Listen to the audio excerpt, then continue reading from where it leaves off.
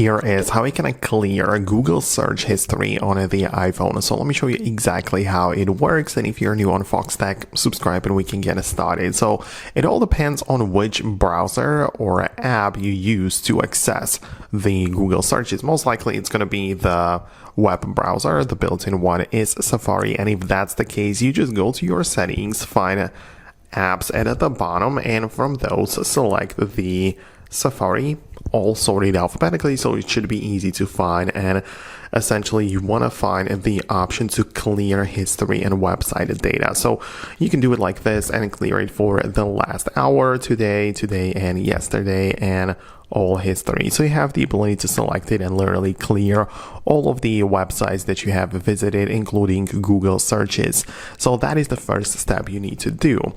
But outside of that, first of all, you might have used a different browser. So if it was something like Chrome instead, and well, the process is going to be very similar, but you have to do it in there where you as well just tap the three dots and go to history, and you can as well delete browsing history for not just the last 15 minutes, but let's say for the last 7 days. You clear the data and it's going to be gone.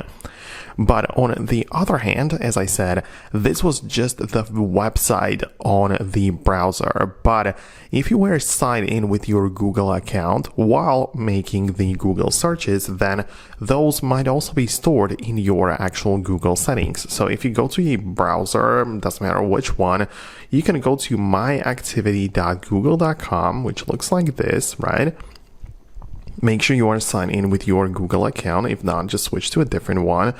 But you can see that you might have enabled the web and app activity, timeline, YouTube history, and so on. And if that is the case, you can literally see that you can browse the history because I looked it up through the Google account. So I might have deleted from Safari, from Chrome, but it's still stored in the Google directory. So just make sure to again go to myactivity.google.com, sign in with your account there, and make sure that if you have something in here, you can as well clear it like this, and also perhaps even turn off the web and app activity altogether. But that's all from me. I hope that I was able to explain it.